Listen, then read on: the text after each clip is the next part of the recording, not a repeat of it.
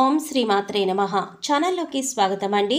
ఈ వీడియోలో మనం మే 12వ తేదీ పౌర్ణమి తర్వాత ధనుస్సు రాశి వారి జీవితంలో ఎటువంటి అద్భుతం జరగబోతోంది, వీరి దశ ఏ విధంగా తిరగనుంది, మీరు కలలో కూడా ఊహించని విధంగా మీ దుఃఖం ఏ విధంగా దూరం అవ్వబోతోంది, దీని కారణంగా మీరు మానసికంగా ఎటువంటి ఆనందాన్ని పొందబోతున్నారు అనే అంశాలను వివరంగా తెలుసుకుందాం. అయితే మే 12 పౌర్ణమి తర్వాత ధనుస్సు రాశి వారికి ఏం జరగబోతోంది, ఈ వివరాలతో పాటుగా మీరు ఈ సమయంలో చేసుకోవాల్సిన దేవతారాధన అలాగే పాటించవలసిన పరిహారాల గురించి కూడా తెలుసుకుందాం. కానీ అంతకంటే ముందుగా మీరు కనుక మన ఛానల్ ఇప్పటి వరకు సబ్స్క్రైబ్ చేసుకోకపోతే సబ్స్క్రైబ్ చేసుకొని పక్కనే వచ్చిన బెల్ ఐకాన్ నొక్కి ఆల్ సెలెక్ట్ చేసుకుంటే మేము ఇలాంటి వీడియోస్ అప్లోడ్ చేయగానే ముందుగా మీకు నోటిఫికేషన్ వస్తుంది. వీడియో నచ్చినట్లయితే లైక్ చేసి మీ ఫ్రెండ్స్ అండ్ ఫ్యామిలీ మెంబర్స్లో ధనుస్సు రాశి వారు ఎవరైనా ఉంటే వారితో మర్చిపోకుండా ఈ వీడియోని షేర్ చేసుకోండి. అలాగే వీడియోని ఎక్కడా కూడా స్కిప్ చేయకుండా చివరి వరకు చూస్తేనే మేమేం చెప్తున్నామో మీకు పూర్తిగా అర్థమవుతుంది. ఇక వివరాల్లోకి వెళ్ళిపోతే ముందుగా ఈ రాశి వారి వ్యక్తిత్వాన్ని కనుక మనం చూసినట్లయితే వీరు చాలా మంచి మనస్తత్వం కలవారని చెప్పుకోవాలి. బంధాలకు అనుబంధాలకు అధిక ప్రాధాన్యతనిస్తారు. ఓర్పును అధికంగా కలిగి ఉంటారు. కష్టపడి ఏదైనా పనిని పూర్తి చేసి దాని ఫలితం కోసం ఎంతకాలమైనా ఎదురు చూస్తారు. ఎంత కష్టం వచ్చినా బంధాలను వదులుకోవడానికి ఇష్టపడరు. అలాగే కొత్త సలహాలు బంధాలు పరిచయం అయినప్పటికీ కూడా పాత బంధాలను విడిచిపెట్టరు. కుటుంబ సభ్యులపైన అమితమైన ప్రేమ అనురాగాలను కలిగి ఉంటారు. కుటుంబం అంటే ఈ రాశి వారికి ఒక పెద్ద బలమని చెప్పుకోవాలి. అలాగే ఇది వీరికి ఒక పెద్ద బలహీనత కూడా అని చెప్పుకోవచ్చు. కుటుంబ సభ్యుల కోసం ఏం చేయడానికైనా సిద్ధంగా ఉంటారు. ఇక వీరి జీవితాన్ని పరిశీలించినట్లయితే వీరి జీవితంలో అనేక సమస్యలు ఒడిదుడుకులు ఉంటాయనే చెప్పుకోవాలి. మీకున్నటువంటి మంచి మనస్తత్వం చేత కూడా కొంతమందిని దూరం చేసుకునే అవకాశాలు ఉంటాయి. కొన్ని సందర్భాలలో మీరు కాంప్రమైజ్ కావలసిన అవసరం లేని చోట కూడా కాంప్రమైజ్ అవుతూ ఉంటారు. అంటే రాజీ పడవలసిన అవసరం లేకపోయినా రాజీ పడి కొంతమంది వ్యక్తులకు దూరం అయ్యే అవకాశాలు కూడా ఉన్నాయి. ఇలా రాజీ పడడం వల్ల ఒక వర్గానికి నచ్చితే మరొక వర్గానికి నచ్చకపోవచ్చు.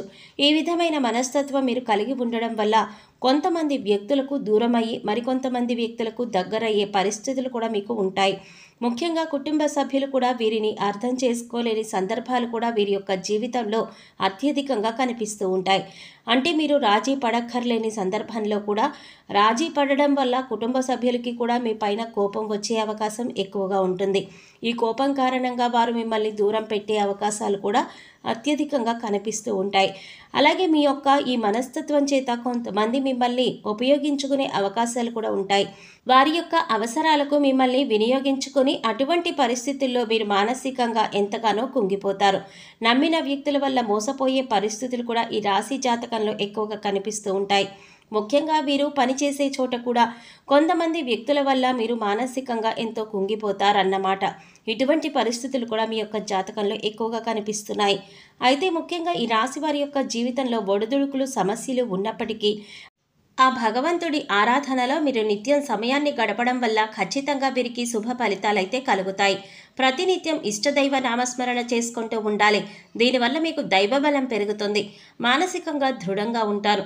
కొంతమంది వ్యక్తులు ఏం చేస్తూ ఉంటారంటే వారికి ఏదైనా సమస్య వచ్చినప్పుడు శని భగవానుడిని నిందిస్తూ ఉంటారు. అంటే శని మీద కూర్చున్నాడు, మాకు శని పట్టింది అని ఇలా వివిధ రకాలుగా శని భగవానుడిని నిందిస్తూ ఉంటారు. శని భగవానుడిని మాటలతో అవమానిస్తూ ఉంటారు. ఆ విధంగా మీరు అస్సలు చేయకూడదు. శని భగవానుడిని ఏ రాశి వారు కూడా అవమానించకూడదు. వాస్తవానికి శని కష్టాలు మాత్రమే కాదు సుఖాలను కూడా అందిస్తారు. అది మనం ఆచరించే పనుల మీద ఆధారపడి ఉంటుంది. క్రమశిక్షణతో ఉంటే కనుక శని భగవానుడు వరాల జల్లు కురిపిస్తాడు. అంటే మనం చేసే కర్మలకు ఫలితాలు మాత్రమే శని భగవానుడు మనకు ఇస్తూ ఉంటారు.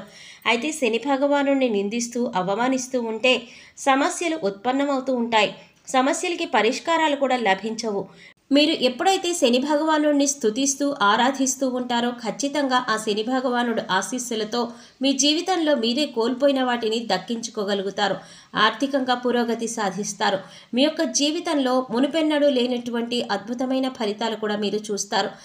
అయితే ముఖ్యంగా మీ యొక్క జీవితంలో దాన ధర్మాలు చేయటం వల్ల కూడా మీకు అపారమైన పుణ్యఫలం లభిస్తుంది. అంటే మీ యొక్క మనస్తత్వం ఇతరులకు సహాయం చేసే గుణమే కాబట్టి మీరు ఈ విధంగా దాన ధర్మాలు చేయడానికి ఏమాత్రం వెనుకంజ వేయకుండా మీ శక్తి మేరకు అంటే అప్పులు చేసి దానాలు చేయవలసిన అవసరం లేదండి. కానీ మీకు ఉన్నంతలో మీ శక్తి మేరకు దానం చేస్తూ ఉండండి. ఈ విధంగా చేస్తే కనుక ఖచ్చితంగా ఆ పరమశివుడి అనుగ్రహం మీకు తోడుగా ఉంటుంది. ఆ శని భగవానుడు కూడా మిమ్మల్ని ఎంతగానో అనుగ్రహిస్తాడు. మీ జీవితంలో ఉన్నటువంటి ప్రతి సమస్యకు కూడా పరిష్కారాన్ని చూపిస్తాడు. అలాగే ఆలయానికి వెళ్ళి నిత్యం మీరు శని భగవానుడి చుట్టూ ప్రదక్షిణలు చేసి నెయ్యితో దీపాన్ని వెలిగించండి. శనివారం రోజు ఈ విధంగా చేస్తూ ఉండడం వల్ల మీకు వీలైతే శని భగవానుడు ఇష్టమైనటువంటి నల్లని నువ్వులను, నల్లని వస్త్రాలను పేదలకు దానంగా ఇవ్వండి. ఈ విధంగా చేయడం వల్ల కూడా అపారమైన పుణ్య ఫలితం మీకు లభిస్తుంది.